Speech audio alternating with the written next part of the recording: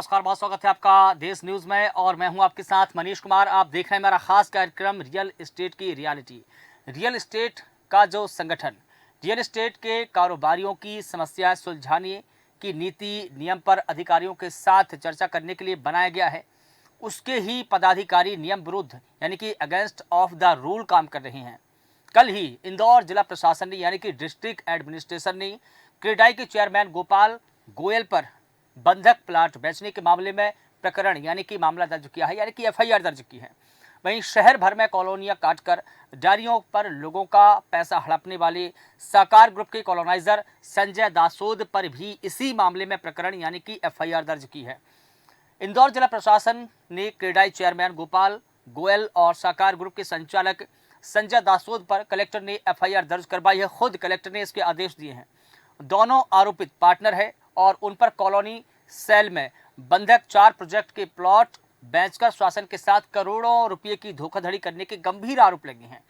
आरोपियों का सांबे रोड स्थित एक अन्य और प्रोजेक्ट भी जांच की जद में आ गया है।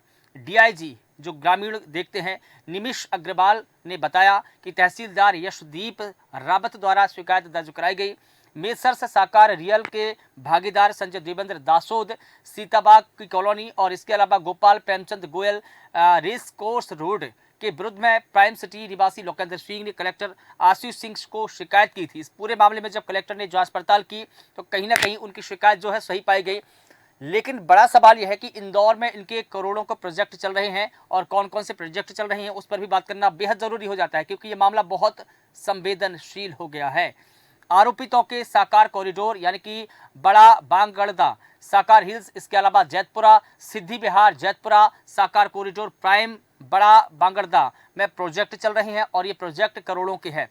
कलेक्टर कार्यालय में कॉलोनी सेल में धरोहर के रूप में प्लॉट बंधक रखकर जुलाई 2021 में विकास अनुमति प्राप्त की गई थी। विभाग द्वारा 6 माह के विकास कार्य पूर्ण करने के आदेश दिए गए थे। कलेक्टर ने आरोपियों के प्रोजेक्ट की जांच करवाई तो पता चला कि ग्राम दातोदा डॉक्टर अंबेडकर नगर महू स्थित साकार रियल लाइफ कॉलोनी के 8,401.82 वर्ग मीटर के 79 बंधक भूखंड बेच डाले हैं इन्होंने। जिन लोगों ने को भूखंड बेचे हैं उन्होंने भी कीमत बढ़ाकर सौदा कर लिया। 9 अगस्त को कलेक्टर कार्यालय में नोटिस जारी करके पूछा गया कि आरोपियों ने 12 अगस्त को स्पष्टीकरण प्रस्तुत करके बंधक भूखंड बेचना स्वीकारा है। आरोपियों ने अभिकृत भूखंड को पुनः बंधक रखने का प्रस्ताव भेजा, जबकि कार्य पूर्णता का प्रमाण पत्र प्राप्त किए बगैर ही भूखंड बेचना शासन के साथ धोखाधड़ी करने जैसा है और कहीं ना कहीं ये प्रशासन के साथ धोखाधड़ी की गई है। गुरुवार को भी तहसीलदार संजय और गोपाल के विरुद्ध में सिमरौल थाने में लिखित शिकायत की गई।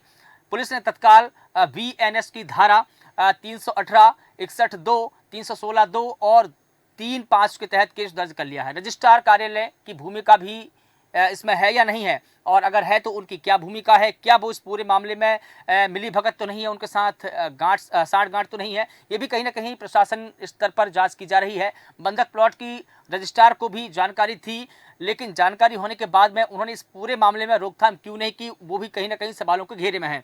लेकिन अब जिस प्रकार से प्रशासन ने शिकंजा कसा है तो 1 सप्ताह के भीतर सभी से जवाब मांगा है। प्रशासन ने कहा कि सभी को 1 सप्ताह के भीतर जवाब दाखिल करना ही होगा। इंदौर जिले में अवैध रूप से काटी जा रही कॉलोनियों पर प्रशासन ने शिकंजा कसा है और कहीं ना कहीं ये एक बड़ा कदम भी माना जा रहा है। बगैर अनुमति काटी जा रही करीब 34 कॉलोनियों को नोटिस जारी किए हैं, नोटिस चस्पा किए हैं। 1 सप्ताह में इन कॉलोनियों से जवाब तलब किया गया है।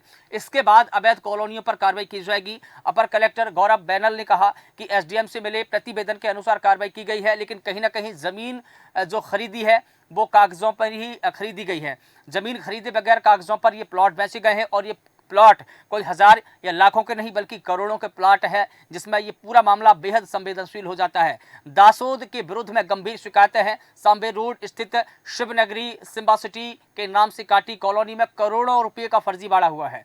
किसानों से जमीन खरीदे बगैर ही दासोद ने लोगों को प्री लॉन्चिंग स्कीम में प्लॉट बेचकर सैकड़ों करोड़ रुपए एकत्र कर लिए हैं। सैकड़ों करोड़ का ये मामला है। आप समझ सकते हैं कि मामला कितना गंभीर है, कितना संवेदनशील है। डायरी पर हुए इन सौदों में रियल एस्टेट से जुड़े दलाल और फर्में जांच की जद में है। अब कहीं ना कहीं जिला कलेक्टर ने इस पूरे मामले में एफआईआर दर्ज की है और इस पूरे मामले को जांच में लिया है। देखना होगा कि कितने करोड़ का ये पूरा घोटाला है और कहीं ना कहीं अब क्रेडाई चेयरमैन को क्या यहाँ पर भूमाफिया कहा जा सकता है, तो इसमें कोई बड़ी बात नहीं होगी, कोई बड़ा इसमें अतिशयोक्ति भी नहीं होना चाहिए। इस पूरे मामले को लेकर हमारे साथ में कुछ मेहमान जुड़े हैं जिनका परिचय करा देता हूं।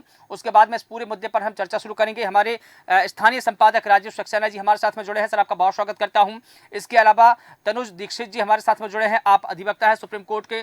सर, आपका भी बहुत स्वागत करता हूँ। सबसे पहले राजीव सक्सेना जी, मैं आपके ही पास में आना चाहूँगा। इंदौर में क्रेडाई चेयरमैन पर धोखाधड़ी का केस दर्ज हुआ है और मामला बहुत संवेदनशील है। इसके अलावा गोपाल गोयल और बिल्डर संजय दासोद पर भी एफआईआर दर्ज की गई है। करोड़ों रुपए के इन पर प्रोजेक्ट में और धोखाधड़ी के गंभीर आरोप है। क्या कहेंगे सर आप?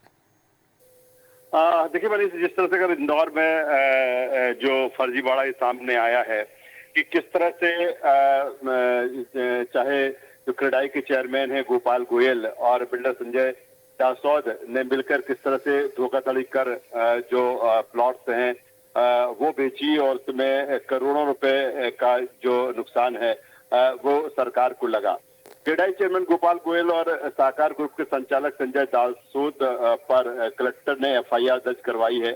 दोनों जो आरोपी पार्टनर हैं उन पर कॉलोनी सेल में बंधक 4 प्रोजेक्ट के प्लॉट बेचकर सरकार के साथ करोड़ों रुपए की धोखाधड़ी करने का आरोप है। और मनीष, इंदौर में इस तरह की जो चीजें हैं वो न केवल अभी बल्कि लंबे समय से चलती रही हैं।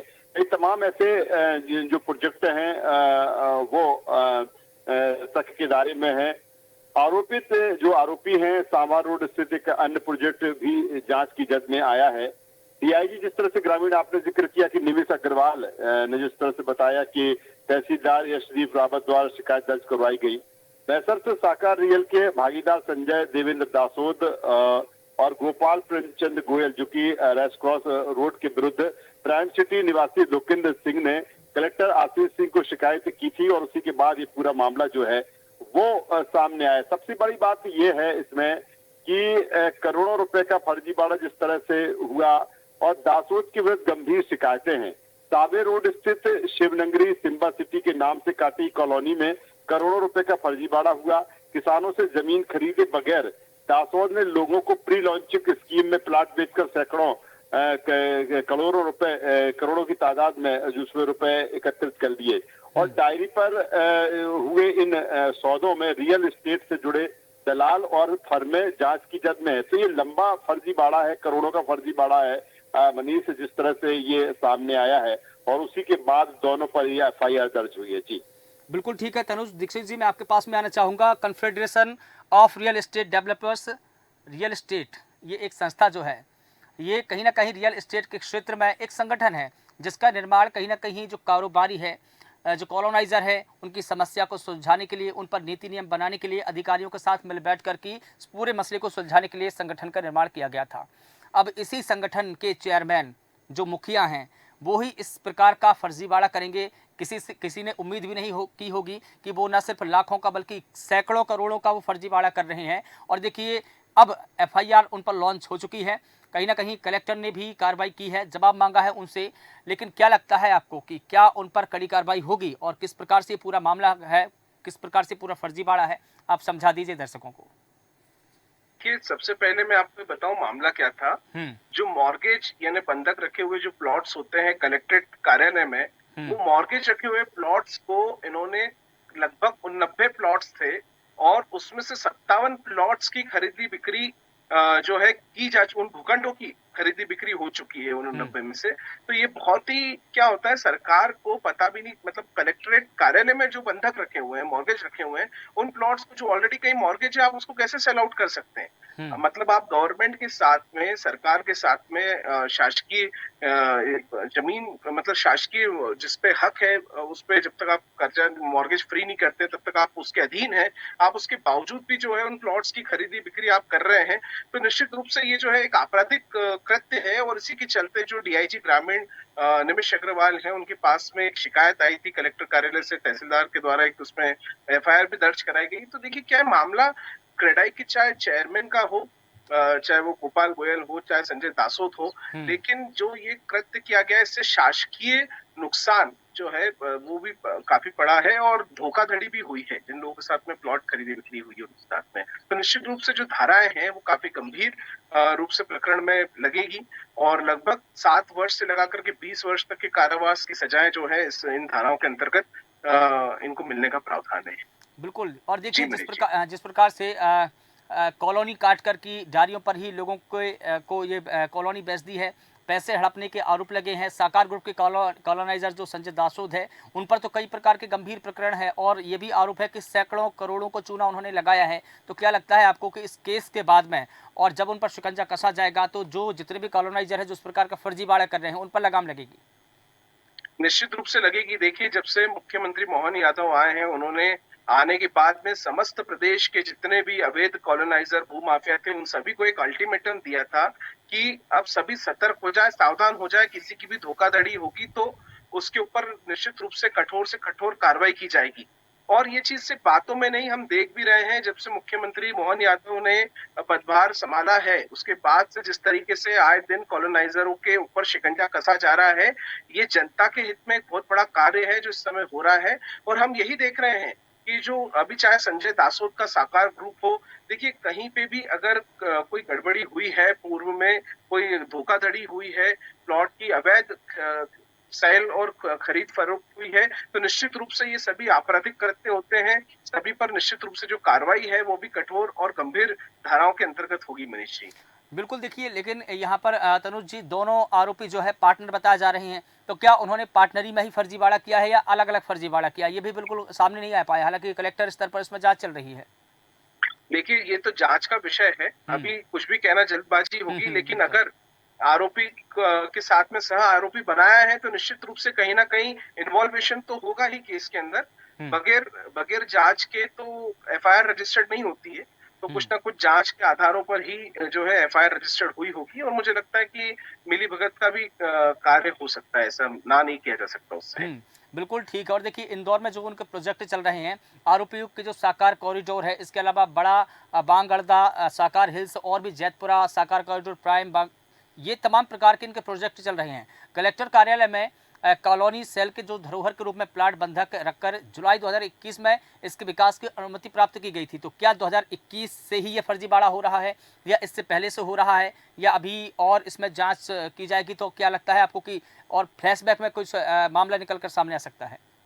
बिल्कुल आएगा मनीष जी। ये फर्जीवाड़ा जो है 21 का तो अभी सामने आया है, लेकिन जब जांच होगी तो ये फर्जीवाड़ा और पीछे जाएगा जहां से भूखंड की खरीदी बिक्री हुई होगी। क्योंकि देखिए, हम ये जानते हैं जो लोग भी इस तरीके के क्रिमिनल मेंटेलिटी रखते हैं, इस तरह के कार्य भूमाफिया कहलाते हैं, उनकी मानसिकता ये होती है कि जमीन के अंदर उनको किस तरीके से जो है क्या काम करना है और किस तरीके से पैसा बनाना है, क्या अवैध बेचना है, कैसा काम करना है, तो ये सब उनकी मानसिकता के अंदर स्थापित रहता है। और अगर ये कहीं ना कहीं स्थापित था तो ऐसा तो नहीं है कि एकदम से आया होगा और हुआ है।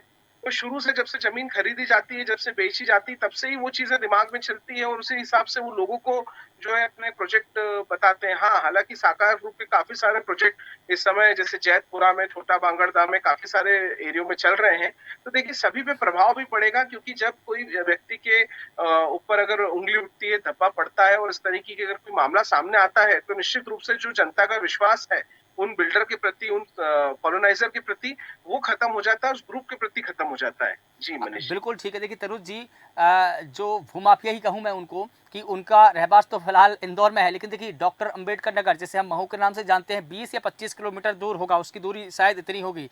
वहाँ भी उन्होंने जो साकार रियल लाइफ कॉलोनी है उसके 8,401.82 वर्ग मीटर के 79 बंधक भूखंड बेच डाले हैं। और मजे की बात तो देखिए इसमें यह है कि जिन लोगों को भूखंड बेचे हैं उन्होंने भी कीमत बढ़ाकर सौदा किया है। तो क्या लगता है आपको कि इंदौर के आसपास के इलाकों को भी उन्होंने नहीं छोड़ा है? देखिए, जैतपुरा भी काफी दूर है। हाँ। मैं यही बताना चाह रहा हूँ, चाहे महू हो, हुँ, जैतपुरा हो, छोटा भांगड़दा खैर इंदौर में ही है। लेकिन अभी देखिए बात यही है, जो सारी चीजें हैं, हुँ, अब देखिए जो जब मैंने आपसे कहा व्यक्ति ही अगर इस तरीके की सोच का होगा और इस तरीके के अगर कृत्य करना चाहता है, भूमाफिया के मानसिकता का है और धोखाधड़ी करना चाहता है प्लॉट में, तो कहीं भी जमीन लेगा, सोच वही होगी, काम करने का तरीका वही होगा, तो निश्चित रूप से आपराधिक जो मानसिकता है, उसको ही सबसे पहले उसी पे विराम लगना चाहिए और ये जो एफआईआर हुई है, इससे विराम लगेगा। हुँ। और अब जो भी चीजें हैं, क्योंकि देखिए जांच सिर्फ एक सीमित उसमें नहीं होती, पूरे व्यक्ति के ऊपर जांच होगी, उसके सभी प्रोजेक्ट्स पे होगी, तो और कहीं पे भी जो धांधलियां हैं, वो भी जल्दी सामने हमको देखने को मिलेगी। देखिए मनीष 9 जी। अगस्त को 9 अगस्त को कलेक्टर कार्यालय ने नोटिस जारी करके पूछा था कि आरोपियों ने 12 अगस्त को स्पष्टीकरण प्रस्तुत करके भूखंड को बंधक भूखंड को बेचना स्वीकारा है। तो मुझे लगता है कि उन्होंने जब इस बात को एक्सेप्ट किया उसके बाद में एफआईआर दर्ज की गई होगी, उससे पहले तो नहीं की गई होगी। तनुज जी, तनुज जी सुन पा रहे हैं आप मुझे? लगता है अधिवक्ता तनुज जी से हमारा संपर्क टूट गया है। तो बता दें आपको कि ये 9 अगस्त की घटना थी, जब कलेक्टर कार्यालय ने नोटिस जारी करके पूछा था कि आरोपियों ने 12 अगस्त को जब स्पष्टीकरण प्रस्तुत किया है कि बंधक भूखंड बेचना स्वीकारा है उन्होंने, तो क्या इसके बाद में एफआईआर दर्ज की गई है या उससे पहले ही कलेक्टर कार्यालय ने एफआईआर करने का मन बना लिया था? कहीं ना कहीं इसमें जो राजस्व के अधिकारी है, क्या उनकी मिलीभगत हो सकती है? नगर निगम के अधिकारी, क्या उनकी मिलीभगत हो सकती है? क्योंकि जिस प्रकार से सैकड़ों करोड़ों का मामला है, तो वो मुझे नहीं लगता है कि सिर्फ कॉलोनाइजरों ने ही इस पूरी वारदात को अंजाम दिया होगा। कहीं ना कहीं मुझे लगता है कि इसमें उन राजस्व अधिकारियों का भी हाथ हो सकता है या नगर निगम के अधिकारियों का भी हाथ हो सकता है। जितना एरिया नगर निगम के अंतर्गत आता है, उतना नगर निगम को भी सवालों के घेरे में आ सकता है। क्या क्या सोचते हैं आप तनुज जी? मनीष जी, मुझे लगता है कि देखिए सबसे पहले तो मैं आपको वही बता रहा हूँ कि ये हाँ। जो भूमाफियाओं ने वाया वाया मॉर्गेज प्लॉट बेचा है, तो ये तो वाया वाया किया हुआ कृत्य है। अगर ये शुरू से जानकारी में होता शासन के अन्य विभागों के, तो निश्चित रूप से इसमें शायद और पहले ही कार्रवाई हो गई होती। हम्म। ये मुझे लगता है कि जब शिकायत होती है, कोई के द्वारा अगर शिकायत की जाती है, तभी चीजों का जो है खुल सामने आती है और उसके बाद ही उस पर ध्यान दिया जाता है। क्योंकि देखिए इंदौर इतना बड़ा शहर है, काफी सारे बिल्डर्स यहाँ काम कर रहे हैं, अच्छा काम भी कर रहे हैं, लेकिन कुछ ऐसी मानसिकताओं के बिल्डर के पीछे जो है अन्य कॉलोनाइजर्स की भी ऊपर उंगलियां उठती हैं और वो सभी इस तरीके की शिकंजों का एक जाल जो है, उसके अंदर उनका भी नाम आता है। तो हम्म। यही एक समस्या है कि सबसे पहले तो जो शिकायत करता है, उनकी शिकायत को देखी जाए हाँ। और जो शिकायत के अंदर जांच है, देखिए जांच बहुत बड़ा विषय है, हम्म। क्योंकि जांच 2 नहीं 3 स्तरों पे होती है और तीनों स्तरों पे अगर जब वो पाई जाती है कि नहीं वो वाकई में कुछ गड़बड़ियां हैं, घोटाले किए गए हैं, तभी उनके ऊपर आरोप लगाए जाते हैं और तभी उनको इस तरह की धाराओं के अंदर एफआईआर दर्ज करी जाती है मनीष जी। नहीं देखिए, जैसा कि पहले रिपोर्ट में भी बताया गया और पहले भी हम इस बात पर चर्चा कर चुके हैं कि तहसीलदार ने जो डीआईजी है उनको पहले शिकायत की थी, तो उन्हीं की शिकायत पर ये पूरा प्रकरण खोलकर सामने आया। फिर मैं ये जानना चाह रहा था कि क्या तहसीलदार के प्रतिवेदन के बाद में एफआईआर दर्ज की गई है या कलेक्टर स्तर की जब उसमें जांच पड़ताल की गई उसके बाद में? क्योंकि कहीं ना कहीं आरोपियों ने अपना गुनाह तो नहीं कबूल कर लिया कलेक्टर है। नहीं नहीं जी। नहीं देखिए जो है कलेक्टर साहब ने ही अपना जो है उसमें प्रतिवेदन दिया है, उनके हम्म। माध्यम से ही जो है डीआईजी ग्रामीण उमेश अग्रवाल जी को तहसीलदार के माध्यम से शिकायत भिजवा करके एफआईआर रजिस्टर कराई है। तो हम्म। निश्चित रूप से क्योंकि देखिए मामला कलेक्टर कार्यालय का ही है, वहीं बंधक बने हुए प्लॉट थे, उन बंधक बने हुए प्लॉट्स इन्हें मॉर्गेज रखे हुए प्लॉट्स को जो है इन्होंने सेल आउट करा है, तो हम्म। वो एक संगीन अपराध है। जी हम्म। मनीष नहीं जी। तो नहीं मैं ये जानना चाह रहा था कि क्या एफआईआर लॉन्च करने में देरी हुई या इससे पहले ही लॉन्च हो जानी चाहिए थी? क्योंकि देखिए आरोपियों ने जो अविकृत भूखंड थी उनको पुनः बंधक रखने का प्रस्ताव भेजा, जबकि आप भी जानते हैं इस बात को कि जब तक कार्य पूर्णता नहीं हो जाती और उसका प्रमाण पत्र नहीं मिल जाता है और प्रमाण पत्र प्राप्त किए बगैर भूखंड को बेचना कहीं ना कहीं शासन के साथ में, प्रशासन के साथ में, सरकार के साथ में धोखाधड़ी करने जैसा है, जो कि किया। तो क्या लगता है आपको कि एफआईआर लॉन्च होने में देर हुई या समय से हो गई?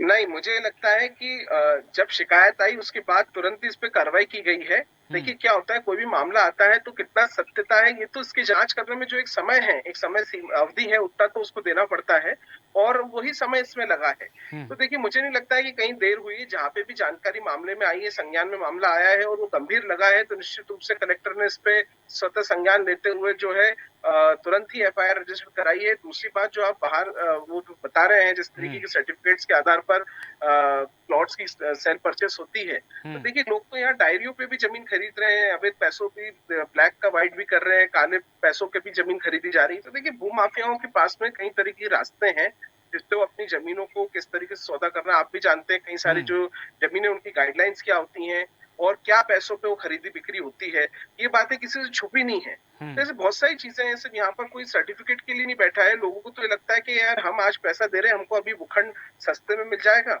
बाद में हम देखेंगे। लेकिन वो बस यही जो एक लालच है, इसके चलते वो इन सब जालसाजी का शिकार हो जाते हैं और वो कोई ढंग की जांच पड़ताल या कोई व्यवस्थित डॉक्यूमेंट्स की या कोई कॉलोनी की कोई विशेष जानकारियां एकत्रित नहीं कर पाते हैं, जिसके चलते करोड़ों रुपए की ठगी ये बिल्डर्स और कॉलोनाइजर जो है आए दिन लोगों के साथ कर रहे हैं और ऐसी शिकायतें आए दिन बढ़ते जा रही हैं, जिसके चलते हम देख रहे हैं कितना धोखाधड़ी का मामला जो है पूर्ण रूप से खुलता जा रहा है। मनीष जी, बिल्कुल ठीक है। मैं आखिरी सवाल आपसे ये जानना चाहूँगा, जिस प्रकार से इंदौर जिले में अवैध रूप से जो कॉलोनियाँ काटी जा रही है, प्रशासन ने उन पर भी शिकंजा कसना शुरू किया है। करीब ऐसी रिपोर्ट है कि 34 अवैध कॉलोनियों को नोटिस जारी किए गए हैं। तो ये कॉलोनी भी इन्हीं के द्वारा काटी गई है या कोई दूसरे कॉलोनाइजर हैं? नहीं, दूसरे कॉलोनाइजर्स भी हैं। देखिए काफी सारे मामले आए दिन इंदौर में देखने को मिल रहे हैं। हाल ही में हमने और भी देखा कि एक दो जगह पर और अग्रवाल समाज के जो लोग हैं जो चुनाव लड़ना चाह रहे थे, उन्होंने अपनी कॉलोनियां काटी और उनकी कॉलोनी काटने के चक्कर में जो है पता पड़ा कि उन्होंने सारा सिटी में प्लॉट बता करके और बेच दिए अपने कॉलोनी के प्लॉट सारा सिटी। बाद में पता पड़ता है कि प्लॉट जो है जो उनकी कॉलोनी के बताए गए वो सारा सिटी की जमीन निकली। ऐसा करके भी देखिए काफी सारे धांधलियां हुई हैं।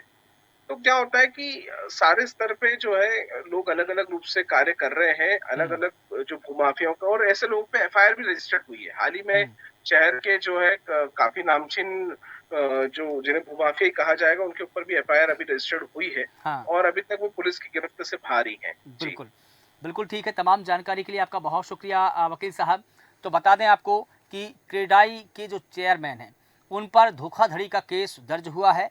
गोपाल गोयल जो कि क्रेडाई के चेयरमैन हैं, इसके अलावा बिल्डर संजय दासोद पर एफआईआर दर्ज हुई है। संजय दासोद पर जो आरोप है वो कहीं ना कहीं बहुत ज़्यादा गंभीर है। सैकड़ों करोड़ों की धोखाधड़ी के आरोप इन पर है।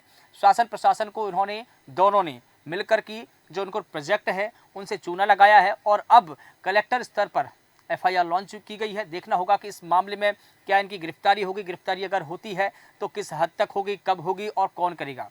फिलहाल देश न्यूज़ के खास कार्यक्रम में बस इतना ही। देश और दुनिया की तमाम बड़ी खबरों के लिए आप लगातार बने रहिए देश न्यूज़ के साथ। नमस्कार।